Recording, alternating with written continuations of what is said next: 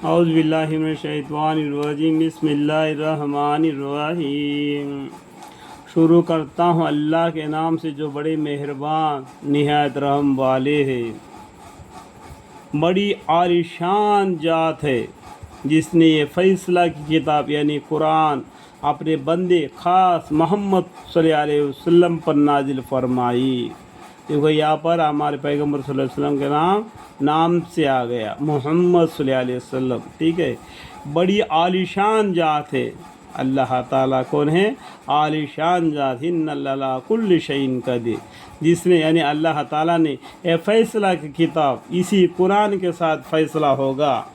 یہی قرآن ہے قیامت تک کے لیے، تمام جہان والوں کے لیے، یعنی قرآن اپنے بندے خاص محمد صلی اللہ علیہ وسلم پر نازل فرمائے تاکہ وہ بندہ تمام دنیا جہان والوں کے لیے ڈرانے والا ہو۔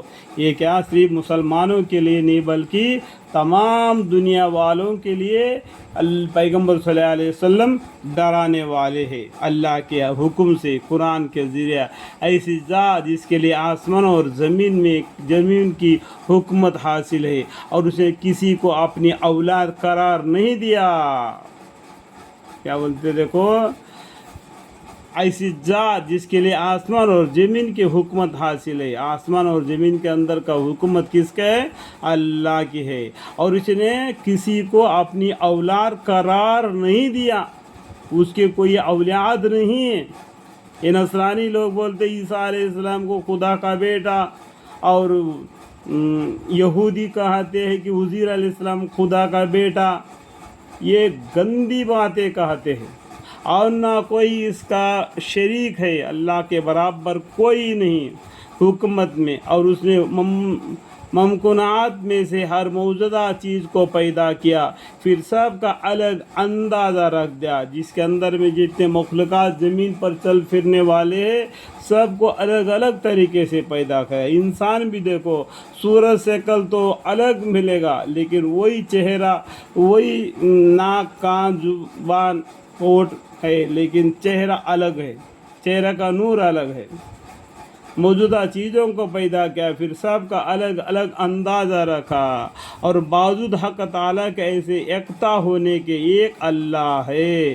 ان مشرکین نے خدا کی توحید یعنی ایک اللہ کو چھوڑ کر اور ایسے معبود قرار دیے ہیں جو کسی چیز کا خالق نہیں، کسی چیز کا بھی وہ مالک نہیں، اور بلکہ وہ خود مخلوق ہے۔ ایک دن وہ بھی تمہارے جیسا مخلوق تھے، وہ دنیا میں کھاتے پھرتے رہتے، ان کو بھی موت آ گیا جس طریقے سے تم لوگوں کو موت آ جاتا ہے، وہ مر کر زمین میں یا جلا دیے گئے، اور تم اس کو معبود قرار دے کے اللہ کے ساتھ برابر کر کے شرک کر کے کہاں الٹے چلے جا رہے ہو۔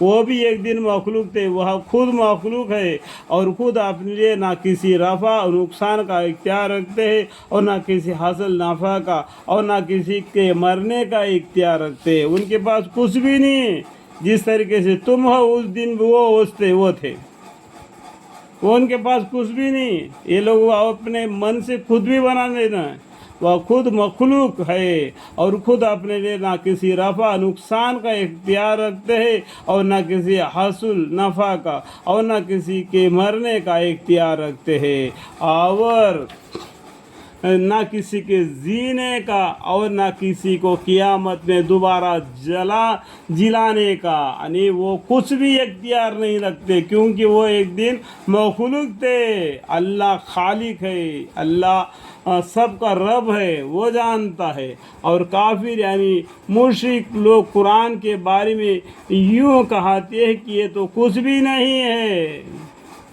نرے اللہم اغفر لی جھوٹ ہے، جس کو یہ شخص اپنے پیغمبر صلی اللہ علیہ وسلم نے گھٹ لیا ہے، اور دوسرے لوگوں نے اس گھٹت میں اس کا مدد کی ہے۔ اس طریقے سے یہ کافر لوگ، مشرک لوگ کہتے ہیں، ایسی گندی باتیں کہتے ہیں کہ قرآن کے بارے میں نعوذ باللہ اللہم اغفر لی، اللہم اغفر لی، دوسرے لوگوں نے اس کا گھٹت میں اس کی مدد کی ہے۔ سو یہ لوگ بڑی ظلم اور جھوٹ کے مرتکب ہوئے۔ اللہم اغفر لی، اللہم اغفر لی۔